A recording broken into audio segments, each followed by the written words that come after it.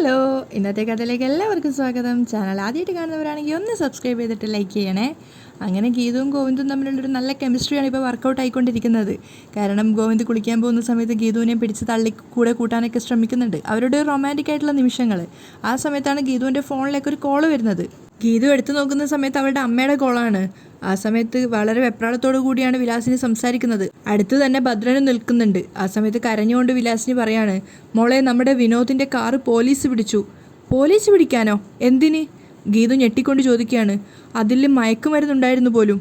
അപ്പോൾ ഗീതു ഞെട്ടലോട് ചോദിക്കുന്നുണ്ട്, അതെങ്ങനെയാ? അതിനവൻ നാട്ടിലില്ലായിരുന്നുവല്ലോ, പിന്നെ എങ്ങനെയാ അവൻ്റെ കാറിൽ മയക്കുമരുന്ന് കടത്തുന്നേ? അപ്പം വിലാസിനി കരഞ്ഞുകൊണ്ട് പറയാണ്, എൻ്റെ മക്കളെ, എനിക്കതൊന്നും അറിയില്ല. എന്താ സംഭവിച്ചതെന്നൊന്നും ഞാൻ അറിഞ്ഞില്ല. വണ്ടി അവൻ്റെ കൂട്ടുകാരൻ്റെ കയ്യിലായിരുന്നു. മോളെ, അമ്മയ്ക്ക് എന്ത് ചെയ്യണമെന്ന് അറിയില്ല. കരഞ്ഞുകൊണ്ടാണ് വിലാസിനി സംസാരിക്കുന്നത്. അപ്പം ഗീതു പറയുന്നുണ്ട്, അമ്മ വിഷമിക്കാതെ, ഞാൻ നോക്കിയിട്ട് ചെയ്യാം. ആരെയെങ്കിലും പോലീസ് പിടിച്ചിട്ടുണ്ടോ?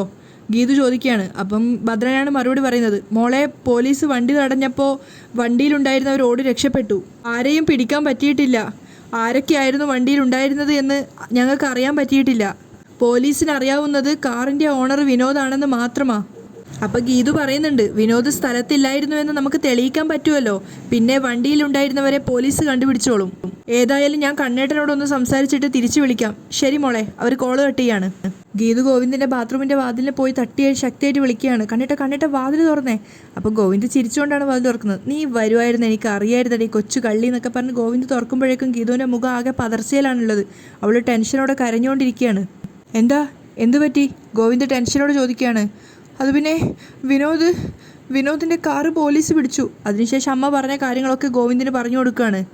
ആ സമയത്ത് രാധികാമയും വരുണൊക്കെ സഞ്ചരിച്ച കാർ അറക്കിലെത്തിയിട്ടുണ്ടായിരുന്നു. ഡോറ് തുറന്ന് ഇറങ്ങിയതും അയ്യപ്പേട്ടനോട് ചോദിക്കുകയാണ്, അവൾ എവിടെയുണ്ട്? അയ്യപ്പേട്ടൻ വിരൽ ചൂണ്ടി മോളിലേക്ക് കാണിച്ചു കൊടുക്കുന്നുണ്ട്. അവിടെ അവരെ തന്നെ നോക്കിക്കൊണ്ട് അനാർക്കലി നിൽപ്പുണ്ടായിരുന്നു. അനാർക്കലിയെ കണ്ടതും ശരിക്കും രാധിക ഞെട്ടുകയാണ്. പിന്നെ പെട്ടെന്ന് തന്നെ വരുണിനോടും ബാക്കിയുള്ളവരോടും പറയുന്നുണ്ട്, അതെൻ്റെ ഒരു കൂട്ടുകാരിയാണ്, ഞാൻ പോയി കണ്ട് സംസാരിച്ചിട്ട് വരാം, ശല്യം ചെയ്യരുത് എന്നും പറഞ്ഞുകൊണ്ട് രാധിക വേഗം തന്നെ പോവുകയാണ്. പിന്നാലെ തന്നെ സംശയത്തോടു കൂടിയാണെങ്കിലും രേഖയും കാഞ്ചനയും അവരവരുടെ ബാഗുകളും അതുപോലെ വലിയ ട്രോളി ബാഗുകളൊക്കെ ആയിട്ട് വരുണും അകത്തേക്ക് കയറി പോകുന്നുണ്ട്. പക്ഷേ അയ്യപ്പേട്ടൻ എന്തൊക്കെയോ സംശയങ്ങൾ തോന്നുന്നുണ്ടായിരുന്നു. അതുകൊണ്ട് തന്നെ അയ്യപ്പേട്ടൻ മുകളിൽ നിൽക്കുന്ന, അതായത് രാധികാമ്മ എന്തിനായിരിക്കും അനാർക്കലിയെ കാണുന്നത് എന്നൊക്കെ ചിന്തിച്ചുകൊണ്ട് നിൽപ്പാണ്.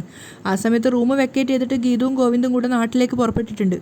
ഗീതു മാറി മാറി വിനോദിനെ വിളിച്ചുകൊണ്ടേയിരിക്കുകയാണ്. പക്ഷേ വിനോദ് കോൾ അറ്റൻഡ് ചെയ്യുന്നില്ല. ആ സമയത്ത് ഗോവിന്ദ് പറയുന്നുണ്ട്, നീയെങ്കിലും പ്രിയയെ വിളിച്ചു നോക്ക്. അത് വേണ്ട, അവളുടെ ഡെലിവറി ഡേറ്റ് അടുത്തിരിക്കുക. ഈ സമയത്ത് അനാവശ്യ കാര്യങ്ങൾ പറഞ്ഞ് അവൾക്ക് ടെൻഷൻ കൊടുക്കേണ്ട കാര്യമില്ല.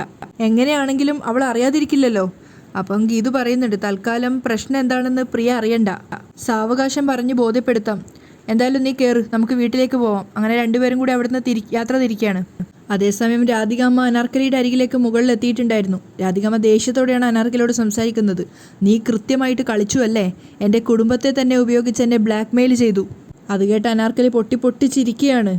കൊള്ളാം, രാധിക ദേഷ്യത്തോടെ പറയുന്നുണ്ട്. അപ്പോൾ അനാർക്കലി പറയാണ്, അതെ, വർഷങ്ങൾക്ക് മുമ്പ് നീ കളിച്ച അതേ കളി. ശരി, തൽക്കാലം ഞാൻ തർക്കിക്കുന്നില്ല. നിനക്ക് പണമല്ലേ ആവശ്യം? അത് ഞാൻ തരാം, രാധിക പറയുന്നുണ്ട്. ആ സമയത്തൊക്കെ അയ്യപ്പേട്ടൻ സംശയത്തോടെയാണ് മുകളിലേക്ക് രണ്ടുപേരെയും മാറി മാറി നോക്കുന്നത്. അവർ സംസാരിക്കുന്നത് കേൾക്കുന്നില്ലെങ്കിലും മുഖഭാവങ്ങളിൽ നിന്നൊക്കെ അയ്യപ്പേട്ടൻ ഏകദേശം ഊഹിച്ചെടുക്കുകയാണ് കാര്യങ്ങൾ. അപ്പോൾ രാധിക പറയുന്നുണ്ട്, പക്ഷേ എനിക്ക് കുറച്ച് സാവകാശം വേണം. അപ്പം അനാർക്കലി പറയാണ്, തരാം, എത്ര സാവകാശം വേണമെങ്കിലും തരാം, പക്ഷേ അത്രയും കാലം ഞാൻ ഇവിടെ തന്നെ ഉണ്ടാവും. അത് കേട്ടതും രാധിക ഞെട്ടുകയാണ്. അത് ശരിയാവില്ല, ഇവിടെ നിൽക്കാൻ പറ്റില്ല. അത് കേട്ടതും അനാർക്കലി ദേഷ്യത്തോടെ അവരെ നോക്കുകയാണ്. തൽക്കാലം ഞാനൊരു കാര്യം ചെയ്യാം, 1 കോടി രൂപ അക്കൗണ്ടിലേക്ക് ട്രാൻസ്ഫർ ചെയ്യും. പറ്റില്ല. അനാർക്കലി അപ്പം തന്നെ അതിനെ ക്രോസ് ചെയ്യാണ്. അപ്പോൾ രാധിക പറയുന്നുണ്ട്, ബാക്കിയുള്ള തുകയുടെ വിശ്വാസത്തിനായി എൻ്റെ പേരിലുള്ള സ്ഥലത്തിൻ്റെ പ്രോപ്പർട്ടീസിൻ്റെ ഡോക്യുമെൻറ്റ്സ് തരാം, അത് നീ വെച്ചോ. എന്താ, പോരെ? അത് കേട്ടതും അനാർക്കലി ചെറുതായിട്ടൊന്ന് അടങ്ങുകയാണ്. കുറച്ചു നേരത്തിന് ശേഷം ചോദിക്കുന്നുണ്ട്, ആദ്യം ഡോക്യുമെൻറ്റ്സ് കാണട്ടെ. അത് അംഗീകരിച്ചിട്ട് രാധിക ഡോക്യുമെൻറ്റ്സ് എടുക്കാൻ വേണ്ടിയിട്ട് അകത്തേക്ക് പോവുകയാണ്. ആ സമയത്ത് പ്രിയയും വിനോദും സഞ്ചരിച്ച കാറും അവിടെ എത്തിയിട്ടുണ്ടായിരുന്നു. വിനോദ് ഒരക്ഷരം പോലും പ്രിയയോട് മിണ്ടാതെ കാറിൽ നിന്ന് ഇറങ്ങിപ്പോവാണ്. ആ സമയത്ത് പ്രിയ ദേഷ്യത്തോട് ചോദിക്കുന്നുണ്ട്, വിനോദെ, ഇനിയെങ്കിലും പറയ്, എന്താ നിന്റെ പ്രശ്നം? പറയാം. വിനോദ് ദേഷ്യത്തോടെ അകത്തേക്ക് പോവാണ്. എങ്കിൽ പറ. ഗോവിന്ദേട്ടനും ഗീതു ചേച്ചിയും വിളിച്ചപ്പോൾ ഫോൺ എടുക്കണ്ടെന്ന് പറഞ്ഞത് എന്തിനാ? എല്ലാം പറയാം, നീ കാറ് സെറ്റിൽ ചെയ്യ്, എന്നിട്ട് അകത്തേക്ക് വാ. പ്രിയ കാറിൽ നിന്നും ലഗേജ് എടുക്കാൻ പോയപ്പോഴേക്കും അയ്യപ്പേട്ടൻ അങ്ങോട്ടേക്ക് വന്നിട്ട് പറയുന്നുണ്ട്, കാറിൽ നിന്നും ബാഗ് ഞാൻ എടുത്തോളാം കുഞ്ഞെ. ആ സമയത്ത് രേഖയും രഞ്ജുവും അതുപോലെ കാഞ്ചനയും കൂടി ഇരുന്ന് ഒന്നിച്ച് സംസാരിക്കുകയാണ്. ആ സമയത്ത് രേഖ രഞ്ജുവിനോട് പറയുന്നുണ്ട്, എന്നാലും എന്ത് അധികാരത്തിൻ്റെ മുകളിലാണ് അവരിങ്ങനെ വന്ന് ഇവിടെ നിന്ന് പെരുമാറുന്നതെന്ന് അറിയില്ല. കാഞ്ചനയും പറയുന്നുണ്ട് അന്ത പൊമ്പിളയെ പാക്കുമ്പോതേ തെറിയും സെറിയാ വരാതെന്ന്. അപ്പം രഞ്ജു പറയാണ് എന്തൊക്കെയോ ദുരൂഹതകളുണ്ട് അവരുടെ നോട്ടത്തിലും വർത്തമാനത്തിലും ഒക്കെ. എൻ്റെ ചായ എന്തായാലും അവർക്ക് ഇഷ്ടപ്പെട്ടു. രഞ്ജു അഭിമാനത്തോടെയാണ് പറയുന്നത്. ആ സമയത്ത് കാഞ്ചന പറയുന്നുണ്ട് അവർ രണ്ടുപേരും എന്താ പറയുന്നതെന്ന് ഞാൻ പോയി ഒളിഞ്ഞു നോക്കട്ടെ. ആ ചെല്ല്, നിന്റെ ആ സ്വഭാവം ഇപ്പം കാണിച്ചാൽ രാധികാമ്മയുടെ കയ്യിൽ നിന്ന് നല്ലോണം കിട്ടും. രേഖ ദേഷ്യത്തോടെയാണ് പറയുന്നത്. അപ്പോഴേക്കും വിനോദ് അങ്ങോട്ടേക്ക് വന്നിട്ടുണ്ടായിരുന്നു. അവൻ്റെ ഫോൺ റിങ് ചെയ്തിട്ട് അത് അറ്റൻഡ് ചെയ്യാതെ അവൻ ആരെയും മൈൻഡ് ചെയ്യാതെ വേഗം അകത്തേക്ക് പോവാണ്. രേഖ വിളിച്ചിട്ടും വിനോദ് മൈൻഡ് ചെയ്യുന്നുണ്ടായിരുന്നില്ല. പ്രിയ എവിടെയെന്ന് ചോദിക്കാനാണ് രേഖ ശ്രമിച്ചത്. പക്ഷെ അതിനൊന്നും വിനോദ് മറുപടി കൊടുത്തിട്ടില്ല. കുറേ നേരം അവർ 3 പേരും വിനോദ് പോയ ഭാഗത്തേക്ക് തന്നെ നോക്കി നിൽക്കുകയാണ്. ആ സമയത്ത് കുറച്ചു നേരം കഴിഞ്ഞപ്പോഴേക്കും പ്രിയയെ അങ്ങോട്ടേക്ക് വരുന്നുണ്ട്. പ്രിയയും കുറച്ച് ദേഷ്യത്തോടെയാണ് വരുന്നത്. വിനോദിനെ ഒരുപാട് നേരം വിളിച്ചുകൊണ്ടാണ് പ്രിയ വരുന്നത്. പക്ഷേ വിനോദ് അപ്പോഴും മൈൻഡ് വെക്കുന്നുണ്ടായിരുന്നില്ല. എന്താ പ്രിയമോളെ, രേഖ ചോദിക്കുന്നുണ്ട്. വിനോദ് എവിടെ? വിനോദ് വന്നിട്ട് മുകളിലേക്ക് പോകുന്ന കണ്ടു. പ്രിയയും ദേഷ്യത്തോടെ അവന് പിന്നാലെ മുകളിലേക്ക് പോവുകയാണ്. ആ ഒരു ദേഷ്യം കൊണ്ട് തന്നെ പ്രിയ വേഗത്തിലാണ് നടന്നു പോകുന്നത്. ആ സമയത്ത് രേഖ പിന്നീന്ന് വിളിച്ചു പറയുന്നുണ്ട്, പ്രിയേ ഇത്ര വേഗത്തിൽ സ്റ്റെപ്പ് കയറല്ലേ. പക്ഷേ പ്രിയയും രേഖയുടെ വാക്കുകൾ കേട്ടിട്ടുണ്ടായിരുന്നില്ല. ആ സമയത്ത് കാഞ്ചന പറയുന്നുണ്ട്, എൻ്റെ മോൻ പെരിയ പ്രശ്നം ഇருக்கு. അപ്പോഴേക്കും ഗീതുവും ഗോവിന്ദും സഞ്ചരിച്ച കാറും അങ്ങോട്ടേക്ക് എത്തിയിട്ടുണ്ടായിരുന്നു. ഗോവിന്ദ് ഇറങ്ങുന്നത് കണ്ടതും അനാർക്കലിയും അതുപോലെ മുകളിൽ നിന്ന് രാധികയും ശരിക്കും ഞെട്ടുകയാണ്. ശരിക്കും പറഞ്ഞാൽ രാധിക ഞെട്ടുകയാണ്. രാധിക പേടിയോടുകൂടി അനാർക്കലിയോട് പറയുന്നുണ്ട്, ദേ കണ്ണൻ വന്നു, അനാർക്കലി നീ ഇവിടുന്ന് പോ. അപ്പോൾ അനാർക്കലി പുച്ഛിച്ചുകൊണ്ട് ചോദിക്കുകയാണ്, എങ്ങോട്ട് പോവാൻ? അപ്പം രാധിക പേടിയോട് പറയുന്നുണ്ട്, വീടിൻ്റെ പിന്നിലൂടെ പോ. അവർ വീടിന് മുകളിൽ ബാൽക്കണിയിൽ നിൽക്കുന്നത് അറിയാതെ ഗീതവും ഗോവിന്ദും കൂടെ അകത്തേക്ക് വരികയാണ്. ആ സമയത്ത് പേടി കൊണ്ട് അനാർക്കലിയെ പിടിച്ച് വലിക്കുകയാണ് അവിടുന്ന് മാറാൻ വേണ്ടിയിട്ട് രാധിക. അപ്പം അനാർക്കലി ദേഷ്യത്തോടെ പറയുന്നുണ്ട്, ഞാനിവിടെയുണ്ടെന്ന് അയ്യപ്പൻ വിളിച്ചു പറഞ്ഞിട്ടുണ്ട്, അതുകൊണ്ടാ അവൻ പാഞ്ഞിങ് എത്തിയത്. അത് കേട്ടതും രാധിക ശരിക്കും ഞെട്ടിത്തരിച്ച് നിൽക്കുകയാണ്. എന്നിട്ടും രാധിക അനാർക്കലിയെ ശക്തമായിട്ട് വലിച്ചിട്ട് അവിടുന്ന് മാറ്റാണ് ഒളിക്കാൻ വേണ്ടിയിട്ട്. രാധികയും അനാർക്കലിയും കൂടെ അകത്ത് കയറി വരുന്ന സമയത്ത് വിനോദും പ്രിയയും കൂടെ തർക്കിക്കുകയാണ്. പ്രിയ ദേഷ്യത്തോടെ വിനോദിനോട് പറയുന്നുണ്ട്, ഞാൻ പറഞ്ഞതില്ലേ കാശ് കൊടുത്തു വിടണ്ടാന്ന്, ഇനി ആ കേസിന് നീ തൂങ്ങേണ്ടി വരില്ലേ. അപ്പം വിനോദും പറയുന്നുണ്ട്, ആ സമയത്ത് ഞാൻ അവരുടെ കൂടെ ഇല്ല എന്ന് തെളിയിക്കാൻ എനിക്ക് പറ്റും. എന്തോ പ്രശ്നം സംഭവിച്ചിട്ടുണ്ടെന്നുള്ളത് രാധികയ്ക്ക് മനസ്സിലാവാണ്. രാധിക അനാർക്കലിയെ നോക്കുമ്പോൾ അനാർക്കലി വലിയ താല്പര്യമൊന്നുമില്ലാത്ത മട്ടിൽ കേട്ട് നിൽക്കുകയാണ്. അപ്പം പ്രിയ ദേഷ്യത്തോടെ വിനോദിനോട് പറയുന്നുണ്ട്, കാറിൻ്റെ ഉടമസ്ഥൻ്റെ പേരിലല്ലേ കേസ് വരുന്നത്. അപ്പം വിനോദും പറയുന്നുണ്ട്, ഞാൻ ഇപ്പം തന്നെ സ്റ്റേഷനിൽ ചെന്നിട്ട് എൻ്റെ നിരപരാധിത്വം തെളിയിക്കാം. നീ ഒറ്റയ്ക്ക് പോവണ്ട, ഗോവിന്ദേട്ടനും കൂടി വരട്ടെ.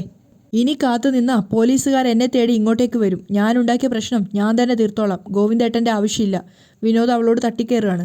എന്തോ വലിയൊരു പ്രശ്നം നടക്കുന്നുണ്ടെന്നുള്ളത് താഴത്ത് നിന്ന രേഖയ്ക്കും അയ്യപ്പേട്ടനും കാഞ്ചനയ്ക്കും രഞ്ജുവിനും ഒക്കെ മനസ്സിലാവുന്നുണ്ട്. അപ്പോഴാണ് ഗോവിന്ദും ഗീതും കൂടെ അങ്ങോട്ടേക്ക് വരുന്നത്. പക്ഷേ ഗോവിന്ദനെ കണ്ടതും പെട്ടെന്ന് അയ്യപ്പേട്ടന് ഓർമ്മ വന്നത് അനാർക്കലി മുകളിലുണ്ടല്ലോ എന്നുള്ള കാര്യമാണ്. അയ്യോ ഈശ്വര, അനാർക്കലിയെ ഗോവിന്ദൻ കുഞ്ഞ് കണ്ട ആകെ പ്രശ്നമാവുമല്ലോ. അയ്യപ്പേട്ടൻ വേഗം ഗോവിന്ദിൻ്റെ അരികിലേക്ക് വരികയാണ്. ആ സമയത്ത് ഗോവിന്ദ് ചോദിക്കുന്നുണ്ട്, അയ്യപ്പേട്ട അവർ തമ്മിൽ എന്താ പ്രശ്നം? അറിയില്ല കുഞ്ഞെ. ആ സമയത്ത് വിനോദ് പറയുന്നുണ്ട്, എനിക്ക് നിന്നോട് തർക്കിച്ച് നിൽക്കാനുള്ള സമയമില്ല. അപ്പോൾ പ്രിയ പറയാണ്, ഇത് നിസ്സാര കേസല്ല, സ്വന്തം വാഹനത്തിൽ മയക്കുമരുന്ന് കടത്തിയ കേസാണ്. ആ സമയത്ത് അവർ രണ്ടുപേരും സ്റ്റെയർ കേസിനടുത്താണുള്ളത്, അതായത് കോൺസ്റ്റെപ്പിന് അടുത്തായിട്ടാണുള്ളത്. അത് കേട്ടതും ശരിക്കും രാധിക ഞെട്ടിത്തരിച്ച് നിൽക്കുകയാണ്. അപ്പം ചിരിച്ചുകൊണ്ട് കൂളായിട്ട് അനാർക്കലി പറയുന്നുണ്ട്, പണത്തിന് വേണ്ടി എന്തും ചെയ്യുന്ന ഭദ്രൻ്റെ മോനല്ലേ, അവൻ എന്തും ചെയ്യും. അപ്പം രാധിക പറയാണ്, അനാർക്കലി നീ ബാൽക്കണിയിലേക്ക് പോയിക്കോ. അപ്പം ഗീതു ഗോവിന്ദിനോട് പറയുന്നുണ്ട്, കണ്ണേട്ടാ അവരുടെ പ്രശ്നം എന്താണെന്ന് ചോദിക്കേ. പക്ഷെ അയ്യപ്പേട്ടൻ ഗോവിന്ദിനെ തടയാണ്. കുഞ്ഞെ അങ്ങോട്ടേക്ക് പോവേണ്ട, അവരുടെ പ്രശ്നം എന്താണെന്ന് വെച്ചാൽ അവർ പറഞ്ഞ് തീർക്കട്ടെ. കാരണം മുകളിലുള്ള അനാർക്കലിയെ ഗോവിന്ദ് കാണുന്നു പേടിച്ചിട്ടാണ് അയ്യപ്പേട്ടൻ അങ്ങനെ പറയുന്നത്. അപ്പോൾ ഗീതു അയ്യപ്പേട്ടനോട് പറയുന്നുണ്ട്, ഇതങ്ങനെ അവർക്ക് തീർക്കാൻ പറ്റിയ പ്രശ്നമല്ല. അപ്പം മുകളിലുള്ള പ്രശ്നമാണെങ്കിൽ രൂക്ഷമായിക്കൊണ്ടിരിക്കുകയാണ്. വിനോദ് പറയുന്നുണ്ട്, നിന്നോടാ പറഞ്ഞത് ഞാൻ ഒറ്റയ്ക്ക് പോയിക്കോളുന്നു. പക്ഷേ പ്രിയ വിനോദിനെ വീണ്ടും തടയുകയാണ്. ഞാൻ സമ്മതിക്കില്ല. പ്രിയ ദേഷ്യത്തോടെ പറഞ്ഞിട്ട് കൈ തടഞ്ഞു വെക്കുകയാണ്. അപ്പം വിനോദ് ദേഷ്യത്തോടെ പറയാണ്, മാറി നിൽക്കടി എന്ന് പറഞ്ഞിട്ട് പ്രിയ പിടിച്ച് തള്ളുകയാണ്. പക്ഷേ പ്രിയ സ്റ്റെപ്പിൻ്റെ മുകളിൽ തന്നെ ആയതുകൊണ്ട് പെട്ടെന്ന് തന്നെ ആ തള്ളിയപ്പോൾ തന്നെ അവൾ നേരെ വീണത് സ്റ്റെയർ കേസിൽ നിന്നും താഴേക്കാണ്. വിനോദ് ഒട്ടും പ്രതീക്ഷിച്ചിട്ടുണ്ടായിരുന്നില്ല. എല്ലാവരും ഒരുപോലെ ഞെട്ടിത്തരിച്ച് നിൽക്കുകയാണ്. കാരണം ഗർഭിണിയായിട്ട് നിൽക്കുന്നതാണല്ലോ പ്രിയ. എല്ലാവരും പ്രിയയുടെ പേരും വിളിച്ചുകൊണ്ട് പ്രിയ വീണിടത്തേക്ക് ഓടി ചെല്ലുകയാണ്. വിനോദ് ഒട്ടും പ്രതീക്ഷിച്ചിട്ടുണ്ടായിരുന്നില്ല ആ സമയത്ത് പ്രിയ വീഴുന്നുള്ളത്. എല്ലാവരും വന്നിട്ട് പ്രിയയെ കൈകളിൽ കോരിയെടുത്തപ്പോഴേക്കും പ്രിയയുടെ ബോധം നഷ്ടമായിട്ടുണ്ടായിരുന്നു. പ്രിയയുടെ ആ വീഴ്ച പക്ഷേ ശരിക്കും രഞ്ജുവിനൊരു ട്രോമയാണ്. അവൾക്ക് എന്തൊക്കെയോ മെമ്മറീസാണ് ആ സമയത്ത് വരുന്നത്. അവൾക്ക് തലവല്ലാതെ പെരുത്ത് കയറുന്ന പോലെ തോന്നുന്നുണ്ടായിരുന്നു. വിനോദാണെങ്കിൽ സ്റ്റക്കായിട്ട് നിൽക്കുകയാണ് പ്രിയ വീണ ആ ഒരു ഷോക്കിൽ. ഗോവിന്ദ് ദേഷ്യത്തോടെ വിനോദിനെ വിളിച്ച് അലറുന്നുണ്ട്. അങ്ങനെ എല്ലാവരും വന്നിട്ട് പ്രിയയെ പിടിച്ച് പൊന്തിക്കുകയാണ്. കൃത്യം ആ സമയത്ത് തന്നെ വിനോദിനെ പിടികൂടാൻ വേണ്ടിയിട്ട് പോലീസുകാർ മറക്കൽ തറവാടിന് മുന്നിൽ വന്ന് നിൽക്കുന്നുണ്ട്. പക്ഷെ അതൊന്നും അറിയാതെ പ്രിയയെ എടുത്തുകൊണ്ട് എല്ലാവരും കൂടി അകത്ത് നിന്ന് പുറത്തേക്ക് വരികയാണ്. പോലീസുകാർക്കും എന്തൊക്കെയോ സംഭവിച്ചു എന്നുള്ളത് മനസ്സിലായി. പ്രിയയെ കാറിൽ കയറ്റാൻ വേണ്ടി നോക്കുന്ന സമയത്താണ് പോലീസുകാരൻ പറയുന്നത് വിനോദിനെ അറസ്റ്റ് ചെയ്യാൻ വന്നതാന്ന്. പ്രിയയുടെ നില അല്പം ഗുരുതരായിരുന്നു. കാറിൽ ആദ്യം തന്നെ രാധികാമ്മയാണ് പ്രിയക്കൊപ്പം കയറുന്നത്. അവൾക്ക് ബോധം നഷ്ടപ്പെട്ടിട്ടുള്ളത്. ആ സമയത്ത് പോലീസുകാർ പറയുന്നുണ്ട്, ഞങ്ങൾ വിനോദിനെ കസ്റ്റഡിയിൽ എടുക്കാൻ വന്നതാ. പക്ഷേ ഗോവിന്ദ് അതിന് ഒരു പുല്ല് വില പോലും കൊടുക്കുന്നുണ്ടായിരുന്നില്ല. ഗോവിന്ദ് വേഗം തന്നെ കാറിലേക്ക് കയറുകയാണ്. ആ സമയത്ത് പോലീസുകാരുടെ നിന്ന് കയ്യിൽ നിന്ന് രക്ഷപ്പെടാനാവില്ല എന്ന് മനസ്സിലാക്കിയ വിനോദ് വേഗം അവിടുന്ന് എസ്കേപ്പ് ആവുകയാണ്. അവരെയൊക്കെ തട്ടി മാറ്റിക്കൊണ്ട് പോലീസുകാരുടെ നിന്ന് ഓടി രക്ഷപ്പെടാൻ ശ്രമിക്കുകയാണ്. വിനോദിന് പിന്നാലെ തന്നെ പോലീസുകാരും പോകുന്നുണ്ട്. പക്ഷെ ആ സമയത്ത് ഗീതു പോലും വിനോദിനെ മൈൻഡ് വെക്കുന്നുണ്ടായിരുന്നില്ല. കാരണം ഗീതുവും പ്രിയയുടെ ഭാഗത്തിരുന്നിട്ട് പ്രിയയുടെ തലയിലുള്ളത് ഗീതുവിൻ്റെ മടിയിലാണ്. അവരിങ്ങനെ പ്രിയയെ വിളിച്ചുകൊണ്ടേ ഇരിക്കുന്നുണ്ട്. പക്ഷെ പ്രിയക്ക് ബോധം ഉണ്ടായിരുന്നില്ല. മറ്റൊരു കാറിലായിട്ട് രേഖയും വരുണും അങ്ങോട്ടേക്ക് പോകുന്നുണ്ട്. കാഞ്ചന മാത്രമേ പിന്നെ അവിടെ ബാക്കി താഴത്തുള്ളൂ. ആ സമയത്ത് മുകളിൽ നിന്ന് ബാൽക്കണിയിൽ നിന്ന് അനാർക്കലി ഇതൊക്കെ കണ്ടു നിൽക്കുകയാണ്. എല്ലാവരും പോയി എന്ന് കണ്ടപ്പോൾ തൻ്റെ കയ്യിലിരിക്കുന്ന ആ മുദ്രപത്രത്തിലേക്കാണ് അനാർക്കലി സൂക്ഷ്മമായിട്ട് നോക്കുന്നത്. അവരുടെ മുഖത്തൊരു നിറഞ്ഞ കൗശലച്ചിരി വിടരുകയാണ്. കാരണം ഇത്രയും കാലം രാധിക സ്വന്താക്കി വെച്ചിരിക്കുന്ന സ്വത്തുക്കളാണ് അതൊക്കെ എന്നുള്ളത് അനാർക്കലിക്ക് നന്നായിട്ടറിയാം.